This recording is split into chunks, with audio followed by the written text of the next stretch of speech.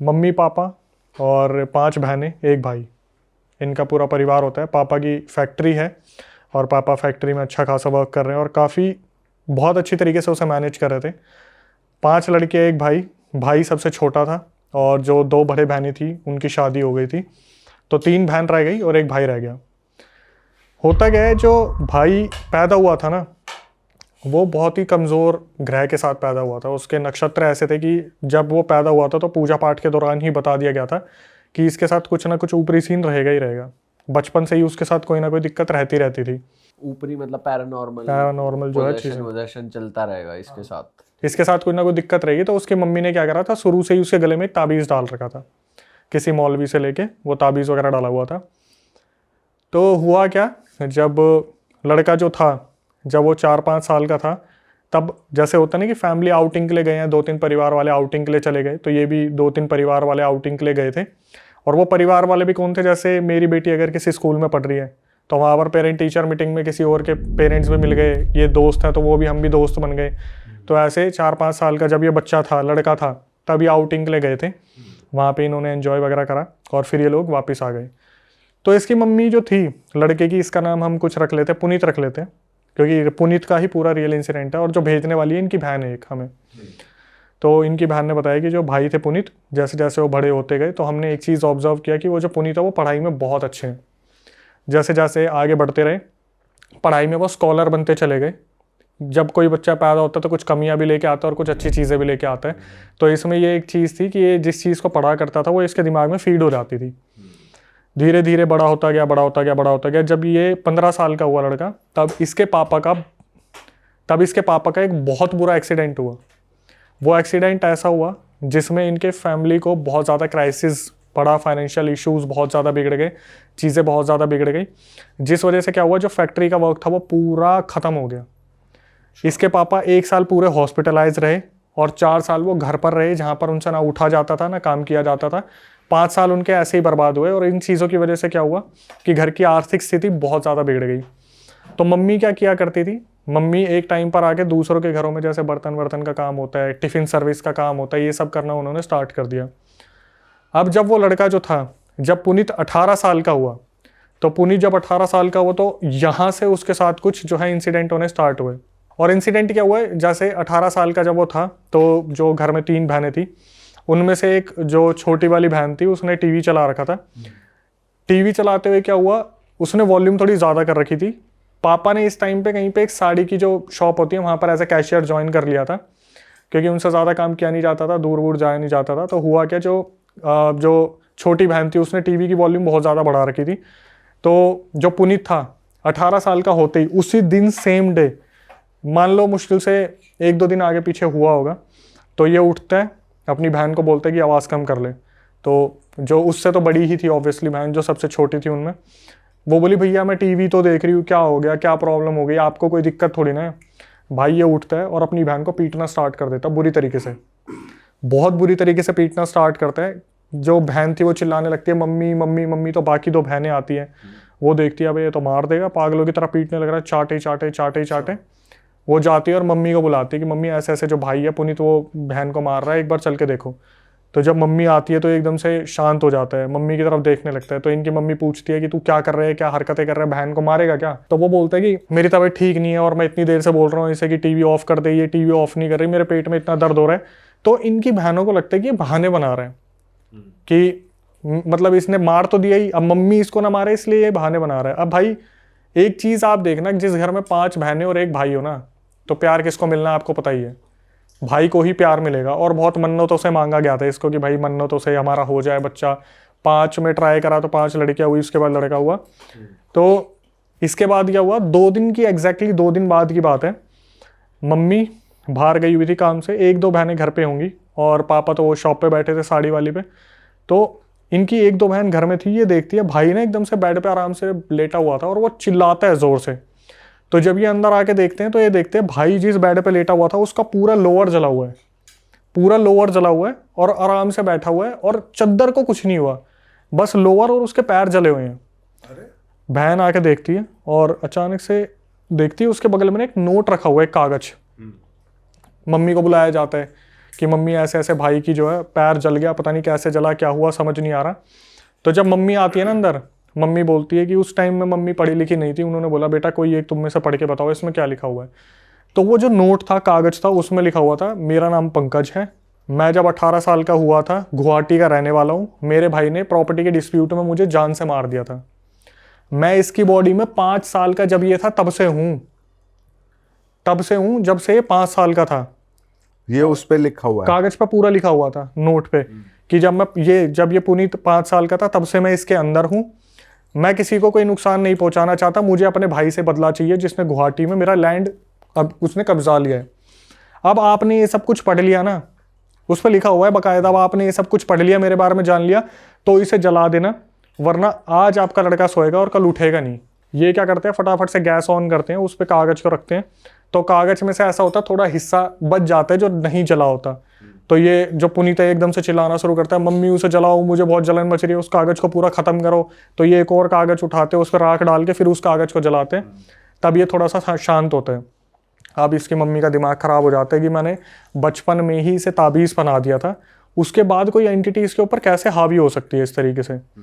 भाई ये उसके पास जाते जिस मौलवी से ताबीज़ बनाया था, तो उस मौलवी को बुलाया जाता है कि ऐसे ऐसे बताया जाता है कि ऐसे ऐसे ताबीज़ बनाया था, फिर भी उसके साथ कुछ ना कुछ सीन हो रहा है। तो वो समझ जाता है कि भाई ये मेरे हाथ की बात तो नहीं है।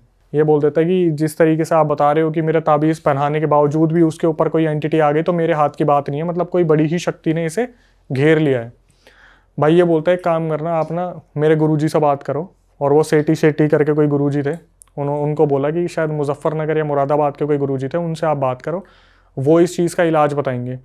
अब इस ड्यूरेशन में क्या होता था, ये जो लड़का था ये बहुत ज़्यादा एग्रेसिव हो गया था।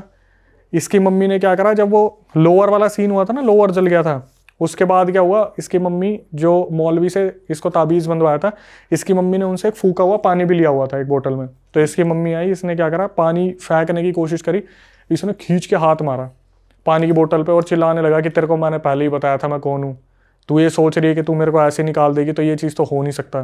5 साल का था तब से इसके शरीर में बैठा हूँ, तो मैंने अपना घर बना लिया है, तुम्हें लगता है मैं ऐसे निकल जाऊँगा, तो ऐसे तो निकलूंगा नहीं। और जिसको तुम्हें बुलाना है, जिस उस्ताद को बुलाना है, जिस भी इंसान को बुलाना है, बुला लो। ये पहली बार पंकज बात कर रहा है अभी। हाँ, ये पंकज एंटिटी बात करिए। जब लोअर जला था ना, जब उसकी मम्मी पानी मारने आई थी, तब ये हादसा हुआ था। उसके बाद से काफ़ी एग्रेसिव रहने लगा। तो इस लड़के का एक बचपन का दोस्त था जिसका नाम था विभोर, जो उस ट्रिप पे गया था जब ये 5 साल के थे। तो जब फैमिलीज गई थी तो वो भी गया था साथ में। उसको बुलाया गया कि विभोर एक बार आके देख भाई, तेरी सुन ले, क्या पता इतना ज़्यादा एग्रेसिव हो रहा है कि बहनों पे हाथ उठा देता है, कुछ भी कर देता है। तो विभोर आता है और विभोर भी यही बोलता है कि आंटी उन्हीं अंकल को आप कांटेक्ट करो जिससे ताबीज़ लिया था। तो ताबीज़ वाला मैंने आपको बता दिया, उन्होंने हाथ खड़े कर दिए कि मेरे बस की तो नहीं है। अब क्या हुआ, जो सीनियर थे उनसे बात करी गई, तो उन्होंने पता क्या बोला कि ऐसा है, पहले ना आप पुनीत से पूछो कि ये सबसे ज़्यादा किस बहन से प्यार करता है अपने, ठीक है। तो पुनीत से पूछा गया कि भाई पुनीत तू बता, तू सबसे ज़्यादा किस बहन से प्यार करता है। तो उसने उधर उंगली उठा दी कि मैं सोनाली दीदी से सबसे ज़्यादा प्यार करता हूँ, सोनाली दीदी हमेशा मेरा ध्यान रखते हैं। भाई इस एक एक चीज़ को ना आप मार्क करते चलना, ठीक है। विभोर 5 साल और जो सोनाली दीदी है वो, तो उसने बोल दिया सोनाली दीदी से प्यार करता हूँ, वही मेरा ध्यान रखती आई है सारे बहनों में से सबसे ज़्यादा। बोले ठीक है भाई। अब पापा को तो इनको ना कुछ बताने के लिए मना करा था कि भाई एक्सीडेंट हो रखा है, सेंसिटिव है, 4 साल उन्होंने ऐसे बेड पे गुजारे, तो उनको तो कुछ बताना मत, हार्ट अटैक आ जाएगा। उनके पापा को ये पता नहीं लगने देते थे। वो सुबह साड़ी की दुकान पे जाते थे, रात को आते थे, सोते थे, फिर सुबह चले जाते थे। तो वो जो सीनियर मौलवी थे ना, उन्होंने बोला कि भाई ऐसा है, तुम एक बार ना एक बहुत फेमस दरगाह है, पहले वहाँ दिखा के लेके आओ इसे, वहाँ पे देखते हैं क्या बोला जाएगा। तो ये लोग गाड़ी में बैठाते हैं और उस लड़के को बताते नहीं, जो पुनीत था, कि तेरे को कहाँ लेके जा रहे हैं। सब ये माहौल बनाते हैं, अरे यार घूमने का मन कर रहा है, घूमने का मन कर रहा है, चलो घूमने चलते हैं। तो ये गाड़ी लगाते दरगाह के यहाँ पे थोड़ा सा दूर, और जहाँ पे चप्पल वगैरह जूते वगैरह उतारते हैं, वहाँ पे ये सारे झुकते हैं और पीछे मुड़ के देखते हैं, पुनीत तूने उतार लिया, पुनीत गायब वहाँ से, पुनीत गायब। ये सारे ढूंढना शुरू करते हैं, इधर उधर खूब ढूंढ लिया भाई, कहीं पे भी नहीं मिला। तो उस टाइम पर ये इन्होंने अपने जीजू को बुला रखा था कि पापा को अभी भी इन्वॉल्व इस केस में नहीं करना था। जिस बहन की शादी हो रखी थी उनके हस्बैंड को बुला रखा था कि जीजू आप देख लो, थोड़ा सा इसको ऐसे कंट्रोल कर लो कि किसी को पता ना चले, मोहल्ले में भी इज्जत की बात आती कि बहनों की शादी ना हो पाए फिर बाद में। तो जीजू हैरान हो जाते हैं, यार अभी तो ये साला यहीं पे था, एकदम से कहाँ गायब हो गया। भाई खूब ढूंढा नहीं मिला। तो इसके जीजू वहाँ पर कुछ सेवा वगैरह करते थे, उन्होंने खाना वाना खिलाया गरीबों को। और ये जब अपनी गाड़ी के पास जा रहे थे कि चलो भाई घर वापस चलते, तब देखा वो खड़ा पुनीत गाड़ी के पास आराम से खड़ा हुआ और बोल रहा है कि जीजू मेरी हालत बहुत ख़राब हो रही है, मुझे घर ले चलो। वो बोले पहले तो तू ये बता तू था कहाँ पे। बोले मैं तो जब वहाँ पे गया था तभी मेरे पेट में दर्द हो गया था, मैं तो वापस आ गया और तब से मेरी तबीयत बहुत ख़राब है, मैं तो गाड़ी के पास हूँ। तो ये बोलते बेटा तू गाड़ी के पास तो नहीं था, हमने हर जगह तुझे ढूंढा, तू नहीं मिला, तू कहाँ था। बोला मैं गाड़ी के पीछे ही था, शायद आपने गाड़ी के पीछे नहीं देखा होगा, मैं सर पकड़ के बैठा हुआ था। यहाँ से इसके जीजू को आइडिया लग गया भाई छोटी मोटी चीज़ तो नहीं है। हाँ, कि अगर खेल रही है ये हाँ चीज। कि दरगाह के सामने से अगर वो एंटिटी निकल लिया तो कोई छोटी मोटी चीज़ नहीं है। तो फिर उन्हें बताया गया जो बड़े वाले मौलवी थे कि जी ऐसा है, ये तो दरगाह के सामने से गायब हो गया और हत्ते नहीं चढ़ रहा है, ऐसे ऐसे है। तो उन्होंने बोला एक काम करो, मैं तो आपकी लोकेशन पे आऊँगा नहीं, ठीक है, अगर आऊँगा तो ये घर में होना नहीं चाहिए। अगर ये घर में हुआ तो ये साला कुछ ना कुछ ऐसा करेगा कि मेरी भी ज़िंदगी हराम हो जाएगी। तो इसने उनकी मम्मी को बोला कि आप एक काम करना, मैं इस दिन आपके घर पे आऊँगा, इसे उस टाइम ना घर पे रहने मत देना, इसे कुछ भी बोल के इसके विभोर जो इसका दोस्त है उसके घर पे ले जाओ, कोई भी दोस्त होगा। तो इन्होंने यही प्लान करा कि अगले 3-4 दिन में वो मौलवी आने वाले जो सीनियर हैं, तो इसे हम विभोर के घर पे ले जाएंगे। तो इसकी बहन ने बोला कि चलना यार विभोर के चलते हैं, उनके घर पे कुछ रखा होगा थिएटर वगैरह कि उसमें मूवी देखेंगे, ऐसे करेंगे वैसे करेंगे। तो अब भाई बात भी बहुत पहले की है, 2004-5 की है। उस टाइम थिएटर नहीं, वो VCR वगैरह आते थे, ठीक है, मुझे तो इतना आइडिया नहीं, VCR वगैरह आते थे। बोले उस पे जाके ना गाने सुनेंगे, मूवी देखेंगे। तो विभोर वहाँ जिद लगाने लग गया कि पापा को बोल के अपना मंगवा लेते हैं, हम विभोर के घर नहीं जाएंगे। अच्छा, इन्होंने बहुत कन्विंस करा, ये लेके चले गए। तो घर में वो आते हैं जो मौलवी थे, वो देखते हैं कि यार कोई तो बहुत बड़ी शक्ति है जो घर में है और वो इसे लेके जाएगी। अच्छा, इसे लेके ही जाएगी वो, क्योंकि वो लड़का पता नहीं किस चीज़ का अपना बदला लेना चाहता है। तो इससे पहले वो प्रोसीजर हो ही चुका था जहाँ पर बता दिया था कि मैं अपनी बड़ी बहन से सबसे ज़्यादा प्यार करता हूँ, सोनाली दीदी से, और वो उन्हीं ने मेरा ध्यान रखा है। तो मौलवी बोलते हैं कि देखो भाई ऐसा है, अगर इसे कोई इसका कोई पोजेशन उतरवा सकता है वो सोनाली है, क्योंकि ये सोनाली को ही प्यार करता है और सोनाली की ही सुनता है और सोनाली ही अपने प्यार से इसका पोजेशन उतारने में हेल्प कर सकती है। ठीक है, अब इस चीज़ को भी मार्क कर लो जो मौलवी ने बोला था। मौलवी ने बोला एक काम करना, आप ना इनको मेरे पास लेके आना 2 दिन बाद और वहाँ पर पूरी क्रिया होगी। तो बोले गए कि ये बताया गया कि ये तो दरगाह के सामने से तो भाग गया था, आपके पास कैसे आएगा। तो मौलवी ने बोला एक बात बताओ, जो कोई घर में ऐसा है जो हॉस्पिटल में काम करता हो, जो इंजेक्शन वगैरह कुछ नींद का ला सके जिससे बेहोशी की हालत में मेरे पास लाया जाए। तो किस्मत से जो सबसे बड़ी वाली बहन थी वो हॉस्पिटल में एक नर्स थी, उसने उस इंजेक्शन का जुगाड़ करा जहाँ पर इसे उस बेहोशी की हालत में लेके जाना था। भाई 2 दिन बाद इंजेक्शन लगाया गया इसे बेहोशी की हालत में। अब पापा को तो फिर भी नहीं ले जा सकते थे, जीजू, मम्मी और एक सोनाली, जो सोनाली दीदी थी वो, और साथ में पुनीत जो लड़का है, ये 4 जने गए। तो मौलवी पता क्या बोलते हैं, मौलवी ने बोला कि ऐसा है, इसका कोई भी उतारा होगा ना तो उसमें सोनाली का सबसे बड़ा हाथ होगा। सोनाली को हर वक्त पूजा करनी पड़ेगी, जो भी ये प्रक्रिया बताई। आप प्रक्रिया सुन लेते हैं एक बार। उन्होंने बताया कि जैसे टाइल है ना स्क्वायर, इसके बीच में पुनीत को लिटाया जाएगा और चारों तरफ अगरबत्ती लगाई जाएंगी। जो सोनाली है उसका जो काम है वो ये है, 3 दिन तक उसे सोना नहीं है, वो अगरबत्तियां बदलती रहेगी, कोई भी अगरबत्ती बुझनी नहीं चाहिए। अच्छा, जैसी अगरबत्ती खत्म दूसरी लगाओ। और साथ में ना मौलवी सो सकते, वो बोले कि मैं अपनी तरफ से क्रिया करूंगा, अगरबत्ती चलती रहनी चाहिए। जब ये 3 दिन की क्रिया हो जाएगी तब हम इन्हें अपने इष्ट देव, मतलब जो भी इनके जो लड़कों के हैं जो फैमिली के, इनके इष्ट देव के मंदिर लेके जाएंगे, वहां पे उस एंटिटी से वचन लेंगे, उसके बाद ही लड़का मुक्त होगा। भाई जो आगे बताने वाला हूँ वो बहुत नई चीज़ है, दिमाग लगाने वाले ही शायद समझ पाएंगे कि क्या हुआ। जब सोनाली दीदी आती, वो अगरबत्ती बदलती, उन्हें बोलते फटाफट ऊपर वाले कमरे में चले जाओ।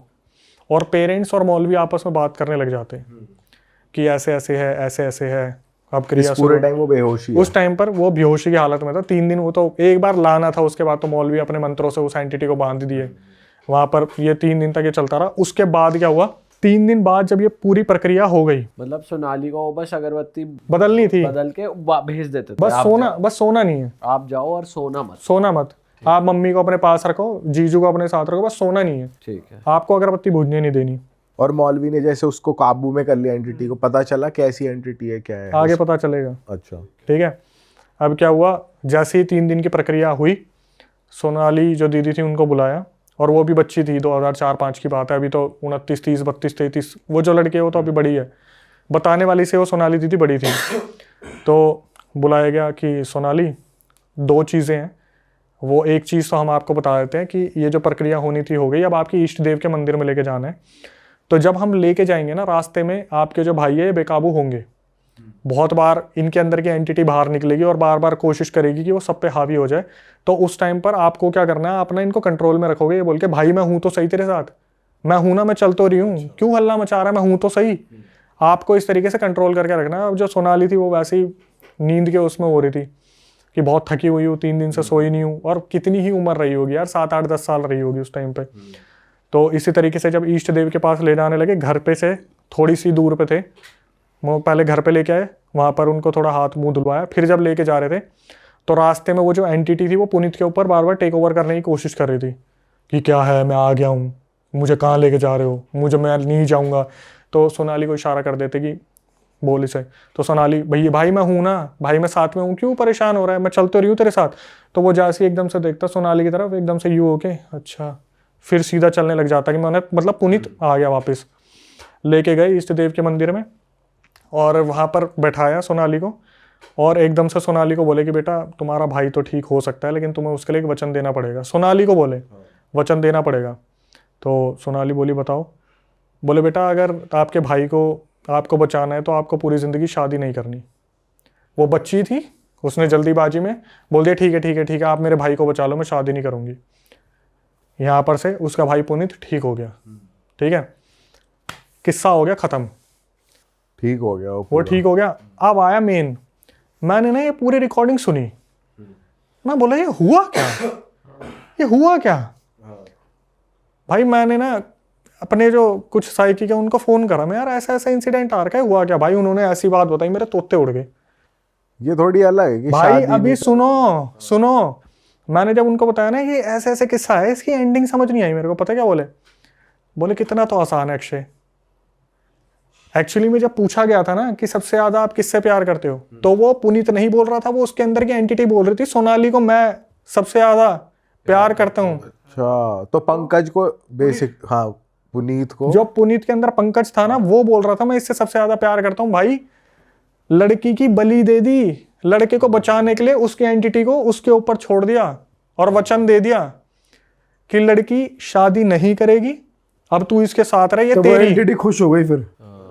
लड़की के ऊपर थोप दिया उसको, जो भी एंटिटी थी, कि तू रह इसके साथ, ये शादी नहीं करेगी, और लड़के को बचा लिया गया। तो जो पेरेंट्स की और आपस में जो बात हुआ करती थी ना मौलवी से, सोनाली को भेज दे करते थे, तो उस टाइम पर यही बात हुआ करती थी कि आपको एक लड़की का, इस लड़की का बलिदान देना पड़ेगा और अगर लड़के को बचाना है तो। और ये बात हमारी सब्सक्राइबर को भी नहीं पता थी। मैंने उसे फ़ोन करा, मैं बोला आपको पता है आपकी बहन के साथ क्या हुआ है? बोले क्या हुआ तो वो आज भी है सोनाली? यस, शादी नहीं कर रही वो कहाँ है? वो एक बहुत पॉपुलर जगह के एक मंदिर में आज भी उसी जिंदगी में जी रही है जहां पर वो शादी नहीं करी है उन्होंने। और पर वो वैसे ठीक है या पोजेस्ड है? वैसे प्रॉपर ठीक है, जैसे वचन ले लिया ना उस एंटिटी से कि भाई ये लड़की तेरी, तू आज से इसके साथ रहेगा, ये किसी से शादी नहीं करेगी, तू इसके साथ कुछ गलत नहीं करेगा, पर ये तेरी अर्धांगिनी है, तेरी वाइफ है ये आज से, लेकिन तू लड़के को छोड़ दे। तो माँ बाप ने क्या करा कि लड़के को बचाने के लिए लड़की का बलिदान कर दिया। मैंने उस सब्सक्राइबर को फ़ोन करा, वो कुछ नहीं जानती थी इस बारे में। मैंने बोला कि देखो आपने मेरे पास रिकॉर्डिंग भेजी है तो सच जानना आपका बनता है कि आपको पता है कि क्या हुआ है। भाई जब मैंने उसे ये बात बताई ना, वो बंदी फूट फूट के रोई, कम से कम नहीं तो 5-10 मिनट वो फूट फूट के रोई कि मम्मी पापा ने ऐसा क्यों करा। तो वो जो लड़की है जो सोनाली है, उसका खुद का ही मन नहीं करा शादी करने का, या वो? भाई वो बचपन में थी, उससे वचन ले लिया। नहीं, जैसे वचन ले लिया, वो तो बचपन में थी, अब विद टाइम वो बड़ी हुई, उस पर कुछ ऐसा फिजिकल हार्म भी नहीं हो रहा, पोजेशन भी नहीं हो रहा, तो खुद का तो मन कर जाता है, या वो कभी साइकोलॉजिकली नहीं आया? मैं मंदिर का नाम नहीं खोल सकता, जैसी ये चीज़ हुई थी ना, उस लड़की को घर से त्याग दिया था कि अब आप उसी मंदिर में रहोगे। अब बैलेंस करनी है ना चीज़ें, घर वालों ने मंदिर में भेज दिया। यस, कि अब बैलेंस करनी है कि अगर आपके साथ नेगेटिव है तो आपको पॉजिटिव ऑरा मेंटेन रखना पड़ेगा। तो उस लड़की को तभी त्याग दिया था कि वो तब से लेके अब तक जो बताने वाली है ना, उस टाइम पे अगर वो 7-8 साल की रही होगी तो बताने वाली अभी 31 साल की है।